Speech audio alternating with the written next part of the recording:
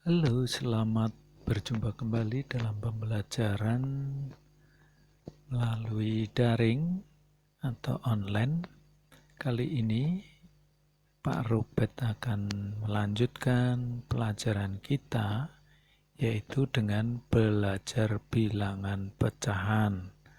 Anak-anak boleh menyiapkan dari buku Matematika kelas 7. Baiklah anak-anak, sebenarnya bilangan pecahan itu dalam kehidupan sehari-hari itu tidak asing dan setiap saat itu bisa dijumpai. Coba perhatikan, kita simak kasus atau masalah dalam bentuk soal cerita berikut. Bu Tejo membeli kue bolu pandan dan coklat. Kue bolu pandan diiris menjadi 16 bagian yang sama besar. Dan sebelum saya lanjutkan nih, kue bolunya. Kemudian kue bolu coklat diiris menjadi 12 bagian yang sama besar. Kita perhatikan gambar satunya. Jadi gambar yang atas bolu pandan, yang bawah bolu coklat. Bu Tejo menyajikan kedua kue tersebut di atas meja. Santi makan kue bolu pandan 3 iris, dan ayah makan kue bolu coklat 2 iris. Nah, kalau ditanya berapa bagian masing-masing kue bolu setelah diiris ibu, waktu masih utuh kemudian diiris yang bolu pandan 16 bagian, yang coklat 12 bagian, itu masing-masing berapa bagian? Yang kedua, berapa bagian kue yang dimakan Santi dan ayah? Lalu, berapa bagian sisa kue bolu pandan dan bolu coklat tersebut? Nah, untuk dapat menjawab soal tersebut, baiklah anak-anak, mari kita perhatikan tentang dasar daripada bilangan pecahan. Oke. Kita perhatikan, yaitu yang pertama, menyatakan bilangan pecahan. Tentu anak-anak masih ingat, kalau ada persegi dibagi menjadi 4 bagian, lalu yang diarsir 1 bagian, maka dapat dinyatakan dalam bentuk pecahan daerah yang diarsir adalah 1/4 bagian. Kemudian perhatikan gambar-gambar berikut. Nah, gambar nomor 2, sebuah lingkaran dibagi menjadi 2 bagian. Maka daerah yang diarsir nilainya adalah yaitu 1/2 atau setengah. Sedangkan yang ketiga 3/6 dan berikutnya tentu adalah 2/5. Baik, cermati dulu anak-anak. Jadi daerah yang diarsir dibagi banyaknya banyaknya petakan atau bagian yang ada. Itu menunjukkan bilangan pecahannya. Nah, dari sini maka dapat disimpulkan bahwa bilangan pecahan dapat dinyatakan dalam bentuk yaitu A/B. Nah, maksudnya apa? A/B adalah dibaca dengan A/B, kemudian A adalah pembilang, bagian yang bilangan yang atas itu pembilang, sedangkan bagian bilangan yang bawah itu disebut sebagai penyebut. Dengan catatan penyebutnya yaitu B tidak boleh sama dengan 0. Kenapa tidak boleh sama dengan 0? Karena kalau sama dengan 0 ya bilangan tersebut tidak didefinisikan begitu. Oke, kita lanjut. Nah, sekarang kita akan belajar tentang pecahan senilai atau yang disebut dengan ekuivalen. Nah, kita perhatikan lagi. Ada persegi panjang dibagi menjadi dua bagian yang sama, yang satu diarsir dan yang tidak. Kemudian ada persegi panjang dibagi 4 bagian dan satu lagi adalah sama dibagi menjadi 8 bagian. Nah, pertanyaannya, apakah gambar-gambar tersebut dinyatakan dalam bentuk pecahan sebagai berikut? Yang pertama adalah setengah, itu akan senilai atau ekuivalen dengan 2/4 dan ekuivalen dengan 4/8. Cara mengetahuinya seperti apa? Jadi, antara bilangan setengah, 2/4 dan 48 itu dikatakan baik bilangan yang senilai atau ekuivalen. Baiklah, lalu cara memperoleh bilangan yang senilai itu kita perhatikan, misalnya setengah ekuivalen dengan 2/4. Caranya bagaimana? Kita perhatikan bilangan setengah itu kalau kita kalikan dengan bilangan yang sama, baik pembilang penyebutnya dalam hal ini adalah 2, maka hasilnya pembilang 1 kali 2 adalah 2 dan 2 kali 2 adalah 4. Sehingga setengah dengan 2/4 itu adalah pecahan yang senilai atau ekuivalen. Yang lain misalnya, setengah dengan 4/8. Setengah menjadi 4/8 dikali berapa? Kita perhatikan. Ternyata pembilang dan penyebutnya dikalikan bilangan yang sama, yaitu 4. Sehingga jadilah 4/8. Maka dapat dikatakan bahwa setengah juga ekuivalen dengan 4/8. Nah, ini kalau mencari dari yang besar ke yang kecil. Maaf, terbalik. Yang kecil ke yang besar, sehingga dikalikan. Nah, bagaimana kalau dari yang besar ke kecil? Contohnya 2/4. Itu dengan setengah. Jadi dibalik. Tentu 2/4 yaitu menjadi setengah dibagi bilangan yang sama. Pembilangnya dibagi 2, penyebutnya juga dibagi 2, maka hasilnya 2 bagi 2 adalah 1, 4 bagi 2 adalah 2 tentunya. Dari sini dapat dikatakan bahwa 2/4 itu senilai dengan setengah juga. Demikian pula dengan 4/8 menjadi setengah, yaitu kebalikannya kali.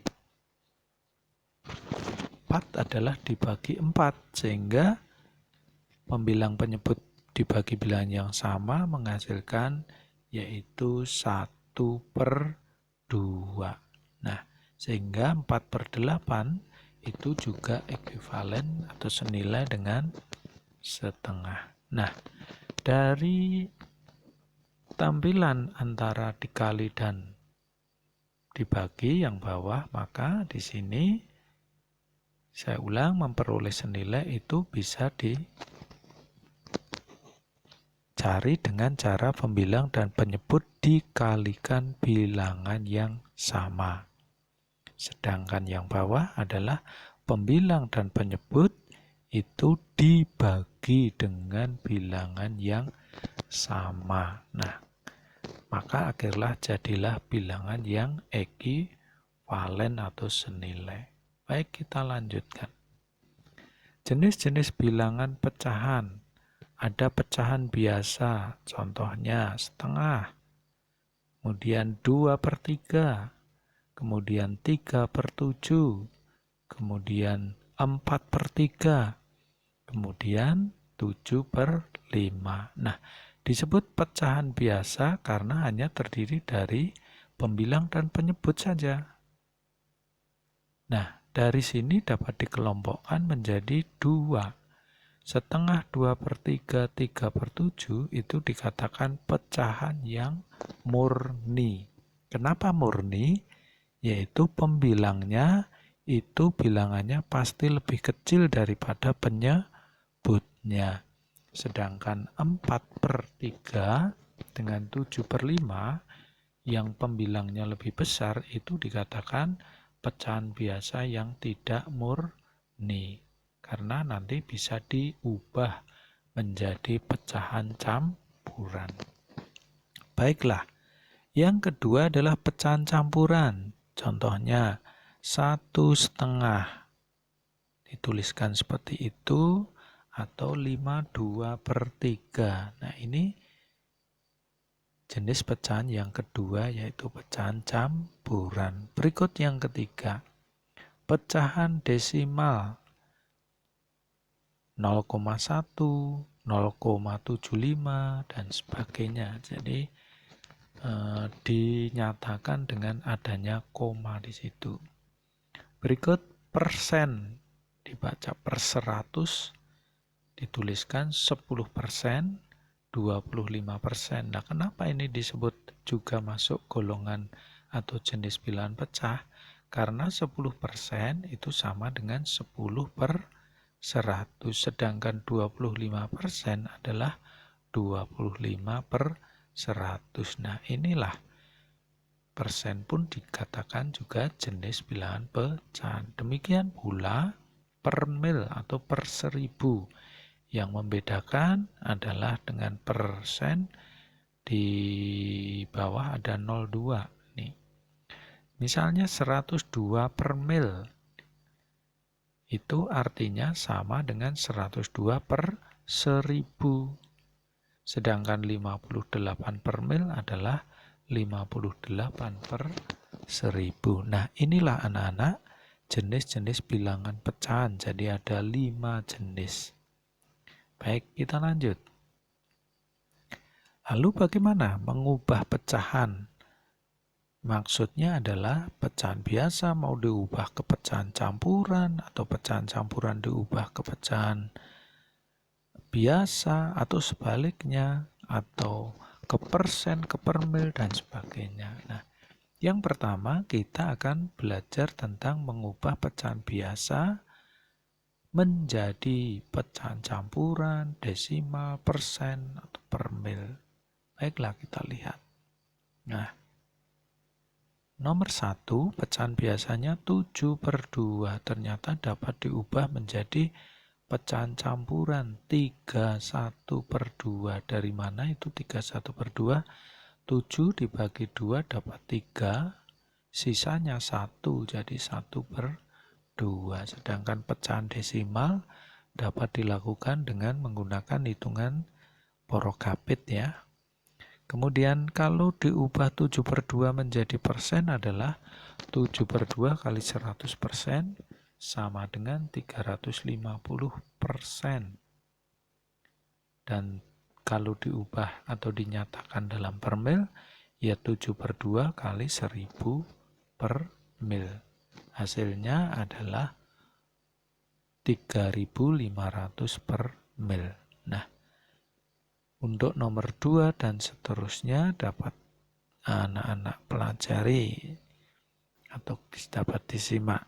Nah, khusus nomor 3, perhatikan 2/5 ternyata tidak bisa diubah ke pecahan campuran karena 2/5 itu adalah pecahan murni, pembilangnya lebih kecil, maka tidak bisa diubah pecahan campuran. Demikian pula yang nomor 4. Nah, sedangkan yang lain, pecahan desimal maupun pecahan persen per mil bisa. Demikian ya, anak-anak. Baik, kita lanjut. Mengubah pecahan masih. Sekarang, mengubah pecahan campuran menjadi pecahan biasa. Waduh, maaf. Nah, kita perhatikan yaitu tentang yang pertama, 5/3/4. itu sama dengan, kalau mau diubah ke pecahan biasa, 5 dikalikan penyebutnya 4 ditambah pembilang yaitu 3 dibagi 4. Ingat, dalam operasi bilangan bulat perkalian didahulukan, sehingga 5 kali 4 20 ditambah 3 hasilnya adalah 23/4. Mudah ya? Baik, yang kedua, contoh kedua. 25/8 dengan cara yang sama, berarti 2 kali 8 ditambah 5 dibagi 8. Hasilnya yaitu 21/8. Ya, anak-anak bisa lah. Karena ini di SD sudah. Berikutnya, nomor 3, mengubah pecahan desimal menjadi pecahan biasa. Desimal ke pecahan biasa. Misalnya, 0,2 itu desimal. Kalau diubah ke pecahan biasa sama saja menjadi 2/10. Nah, demikian saja cukup, atau bisa disederhanakan dengan cara pembilang dan penyebut dibagi bilangan yang sama. Dalam hal ini adalah 2, sehingga ketemu 1/5. Itulah 0,2 sama dengan 1/5. Contoh yang kedua, yaitu 2,6. Artinya sama saja dengan 26 dibagi 10, sehingga pembilang dan penyebut kita bagi bilangan 2 juga. Hasilnya adalah 13/5. Nah, ini karena bukan pecahan biasa murni, kalau hanya ke pecahan biasa ya 13/5. Tetapi kalau mau dinyatakan dalam pecahan campuran, berarti dapat diubah menjadi 23/5. Nah, ini anak-anak beberapa contoh. Kita lanjutkan. Masih mengubah pecahan. Sekarang mengubah pecahan persen menjadi pecahan biasa. Kita perhatikan, misalnya 5%.